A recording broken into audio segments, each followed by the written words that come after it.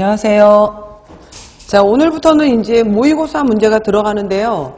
먼저 1회 모의고사 들어가는데 전체적으로 문제를 한번 다 풀어보고 난 다음에 거기에서 특히 이제 유의해야 될 사항들 한번 다시 한번 체크해 보도록 할게요. 자, 모의고사 문제 받으셨던 거 반드시 풀어보시고 나서 들어오셔야지 효과가 있습니다. 자, 1번 문제 보시면은 다음에 해당하는 과학자는 하고 물었잖아요. 이랬을 때 과학자 문제가 한 문제 정도 나온다라는 거. 그래서 미생물의 발전.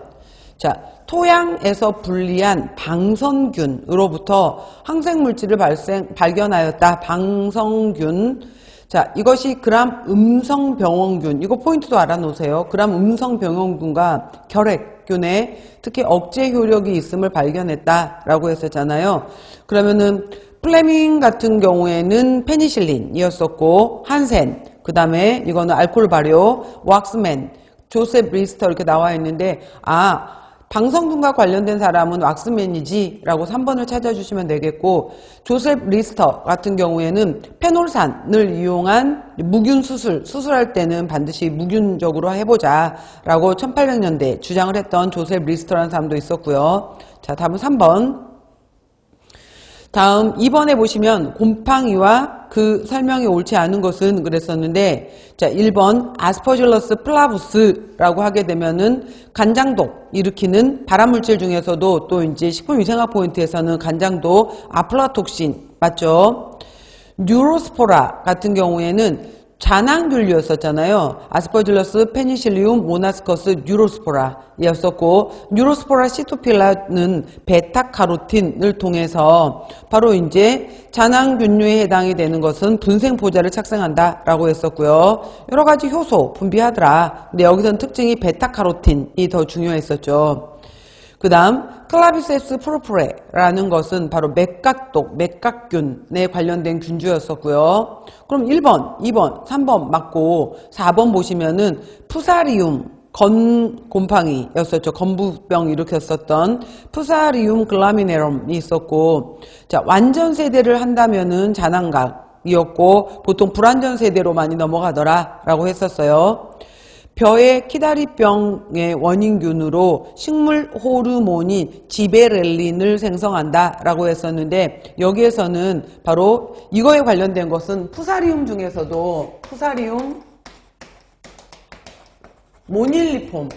모닐리폼의 특징이었었고, 모닐리폼에 해당이 되는 특징이었었고, 여기에서는 지금 이 설명 여기에서 관련된 거였었고요. 지베렐린에 관련된 것은 모닐리폼이었고, 푸사리움 글라미네럼에 관련되는 것은 얘는 제랄레논이었었죠.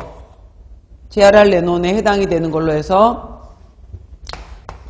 레논이었죠. 그래서 이거에 해당이 되는 거고, 동물에게서 특히 돼지였었죠. 돼지 여러 가지에 있어서 가축에 있어서 발정증후군을 발생시켰다라고 했었던 거였죠. 그래서 푸사리움 속에 있어서 바로 모닐리폼하고 글라미네름하고 구별할 줄 아느냐라고 해서 물었던 문제 4번이었고요.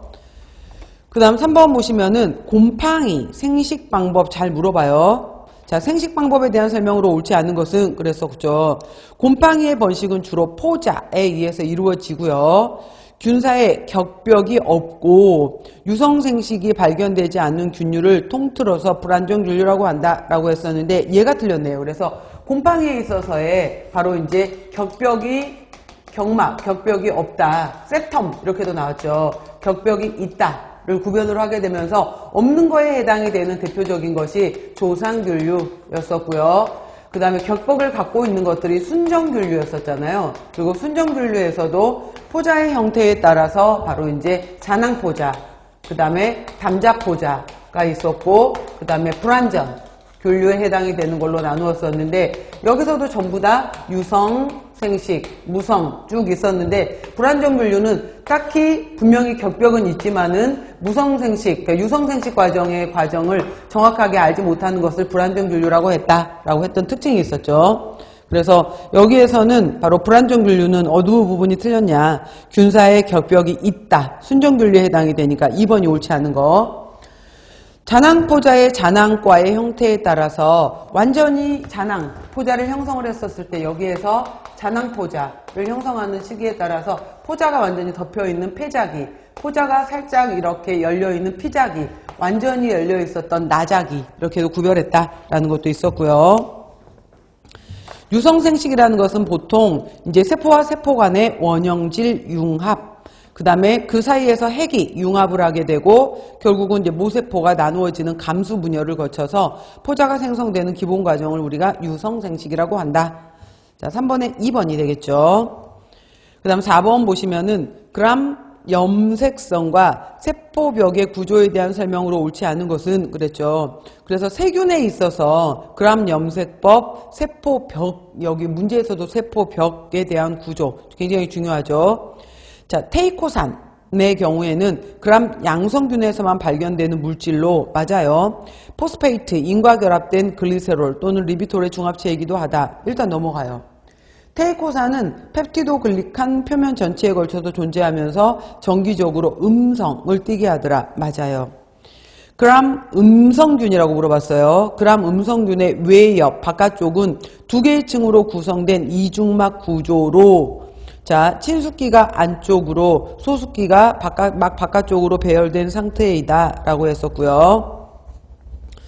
그 다음에 보시면은 그람 음성균의 리포폴리사카라이드는 주요 항원 결정 인자 역할을 하게 되고 O 사이드 체인의 경우에는 숙주의 항체에 의해서 쉽게 인식된다. 좀 문장들이 길죠. 길게 일부러 제가 구성을 해봤었는데 자, 여기에서는 답에 해당이 되는 것이 3번 네, 해당이 되는 건데 옳지 않은 건데 일단은 세포막 구조에 있어서 그람 양성균 예를 들어서 그람 양성균에 해당이 되는 세포벽의 특징의 대표적인 것은 바로 이제 세포막이 있게 되면은 세포막 바깥쪽으로 해서 두꺼운 펩티도글리칸층을 갖는다라는 특징이 있었다면은 그람 음성균 같은 경우에는 세포막을 갖고 있게 되는 거고 여기에 얇은 첫 번째 칸은 얇은 펩티도글리칸을 갖고 있었고 그 다음에 바깥쪽으로 또 하나 이렇게 꼬불꼬불하게 해당이 되는 리포폴리사카라이드, 리피드, 지질 구조를 가지고 있다라는 구조였었고요. 이 세포막 같은 경우에를 보게 되면은 세포막은 단일막 맞아요. 단일막에 해당이 되는 건데 바깥쪽에 해당이 되는 친숙기가 이렇게 친숙기에 해당이 되는 것이 이렇게 바깥쪽을 향하고 있고 이거 제가 지금 한 줄로 그리는 것들이 소숙기죠. 이렇게 있었을 때 동그라미가 친숙기, 그 다음 뾰족한 것이 소숙기 해당이 되는 건데 이 뾰족한 것들은 안쪽을 향하고 있게 되는 거고 그 다음에 바깥쪽에 동그라미 친숙기에 해당이 되는 것들이 바깥쪽을 향하게 되는 거죠. 그래서 친숙기가 바깥쪽, 그 다음에 소숙기가 막 안쪽을 향한 배열에 해당이 되는 거죠. 그러니까 세포막 구조는 근데 이거는 분명히 단일막에 해당이 된다라고 해당이 되는 건데 이거를 어떤 책에 따라서는 이거를 한 칸, 두 칸이기 때문에 이중막이다 이렇게 표현하는 경우도 있는데 정확한 것은 단일막이에요. 그래서 이거 정확하게 틀렸어 이렇게 보면 안 되고 나머지 문제에 해당이 되는 것들도 쉽게 살펴보셔야 돼요. 그 다음에 그람 음성균 쪽에서 바로 이제 지질 쪽에 해당이 되는 여기 만약에 지질에 해당이 되는 것을 아까 제가 꼬불꼬불하고 표현했었던 이 지질 구조에 해당이 되는 것 중에서 바로 중요한 것이 여기 구조 중에 리피드 A라는 것도 있었고 그 다음에 여기 해당이 되는 거에 바로 이제 O항원에 해당이 되는 물질도 있었다라고 했었는데 예를 들어서 우리가 이 O항원이라는 말은 어디서 나왔었냐면은 이콜라이 5157 H7 이렇게 했었을 때 대장균 중에서도 바로 이제 157번째로 O항원이 발견되었고 이 H항원에 해당이 되는 것은 7번째로 발견되었다 이런 거예요. 그럼 이 O항원에 해당이 되는 것은 바로 이제 이 세포막 바깥쪽에 지질층에서 발견됐던 O항원이었었고 이 H에 해당이 되는 것은 편모 부분이었었다라고 했던 것도 기억해 놓으세요. 그래서 4번 문장도 맞는 거고요. 3번이 틀렸다라고 했던 거. 그 다음에, 그러니까 여기서 뭐 두 개 층으로 구성된 이중막 구조로라고 했지만은 이거 자체가 틀렸다기보다는 친숙기가 바깥쪽, 소숙기가 안쪽으로 배열한 형태이다. 이게 정확하게 틀렸다라는 거. 다음 5번 가도록 할게요.